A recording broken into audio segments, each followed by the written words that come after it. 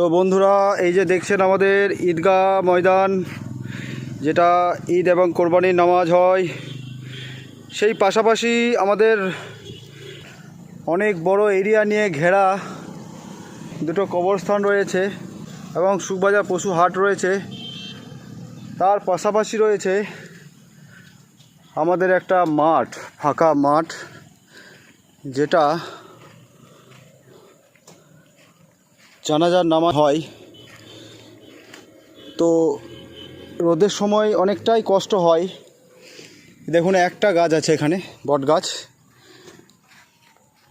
যতটা পারে ছায়া দেয় মানুষকে, কিন্তু একটা গাছে সম্ভব হচ্ছে না। তাই ওর পাশেই আর একটা গাছ লাগিয়ে দিচ্ছি, বট গাছ। এই আমাদের হেমদা, এই দাদা আমার সবসময় আমার সাথেই থাকে,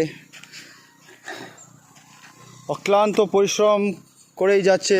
এই আমার দাদা মাটি খুঁড়েই যাচ্ছে, অনেকটা খাল করতে হবে কারণ গাছগুলো অনেক বড় আছে। এগুলো সব চারা গাছ। এই গাছ বোলপুর থেকে এলো, আমার পিসির ছেলে নজরুল ইসলাম, সে আমাকে দিয়ে গেল গাছগুলো। ঘেরাও রেডি, পাশে একটা বট গাছ আমি দিয়েছি, আরও এখানে কিছু গাছ প্রয়োজন আছে, তো এখানে আর একটা বট গাছ আমি দিয়ে দিচ্ছি। আর ওই পাশের দিকে একটা বট গাছ আমি দিয়ে দেব, পরে এইগুলোতে অন্য কিছু গাছ দেব। তো চলো, খাল খোঁড়া আমাদের অনেক টাইম হয়ে গেছে প্রায়, এবার গাছ লাগাবো। এটা নাও কেন, এটা নাও, এই দেখো।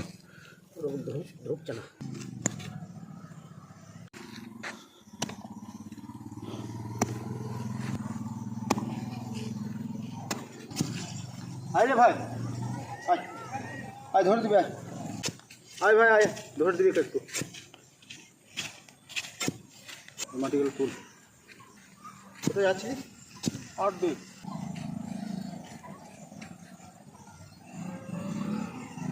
ভাই রাস্তা দিকে পেরিয়ে যাচ্ছিল, ভাইও আমাদেরকে সহযোগিতা হাত বাড়িয়ে দিয়েছে।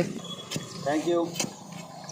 এভাবে আপনারা সকলেই চলো পাল্টাই পাশে থাকুন, চলো পাল্টাইকে সহযোগিতা করুন সময় দিয়ে। দাও না ভাই, বিসমিল্লাহ। একটু ওটা করে ঠুকে দাও বাঁশটাকে।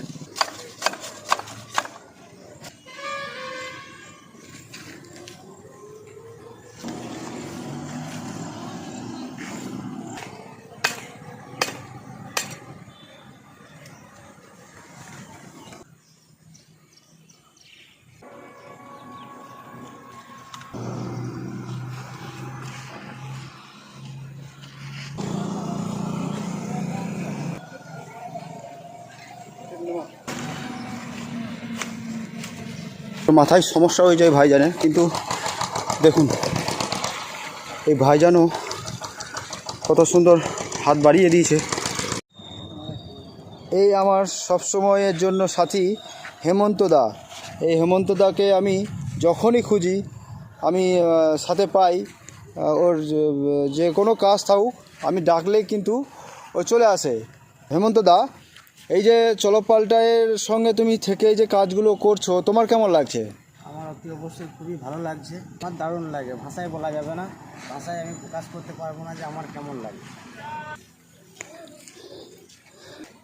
ভাইজান দেখুন কত সুন্দর গাছে পানি দিচ্ছে।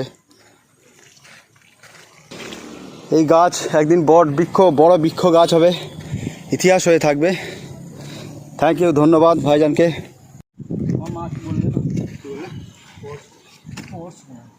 বৃষ্টি কবে হলো? কোন চিনিয়া এটা ভালো?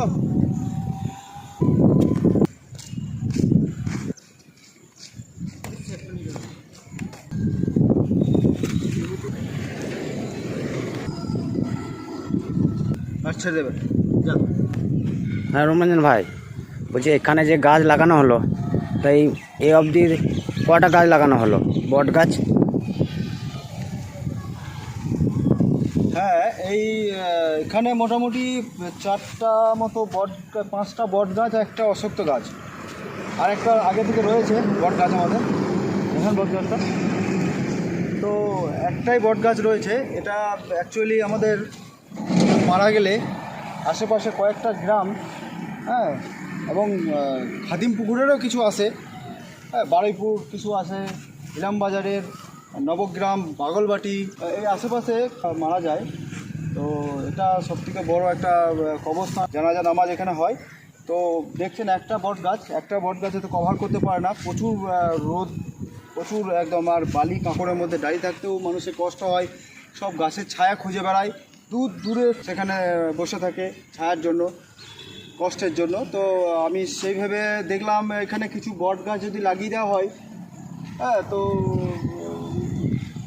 একটু স্বস্তির হবে, মানুষের নামাজটা একটু আরামে পড়তে পারবে। তো আমি এখানে 5টা বট গাছ লাগিয়ে দিলাম আর একটা অশ্বত্থ গাছ লাগিয়ে দিলাম। অবশ্যই খেলাধুলোও হবে, বাচ্চারা কয়েকজন খেলে, তো খেলার জন্য জায়গাও রেখে দেওয়া হয়েছে, পুরো জায়গাটাই ফাঁকা আছে, মাঝে মাঝে একটা করে গাছ লাগানো আছে দূরে। তো বট গাছগুলো দেখছেন আমার চেয়েও হাইট, হ্যাঁ, অনেক বড়, 6 ফুট 6.5 ফুট করে হাইট গাছগুলো। তো গাছগুলো আশা করছি হয়ে যাবে। এগুলো বোলপুর থেকে গাছগুলো নিয়ে আসা হলো, এখন আমাদের খাঁচা দিয়ে ঠিক মতো করে একদম প্রোটেক্ট করে দেওয়া হয়েছে। আশা করছি গাছগুলো হয়ে যাবে। সকলেই গাছ লাগান, চলো পাল্টাই সাথে থাকুন। এই ধরনের ফাঁকা জায়গা কোথাও থাকলে আমাকে জানান। স্কুলে, হ্যাঁ, anganwadi school, primary school, college, high school, এসব জায়গাগুলো থাকলে আমাকে জানান, অবশ্যই আমি আসবো, গাছ লাগিয়ে দিয়ে যাবো। চলো পাল্টাই দেয় বিশ্বাস, চলো পাল্টাই দেয় নিঃশ্বাস।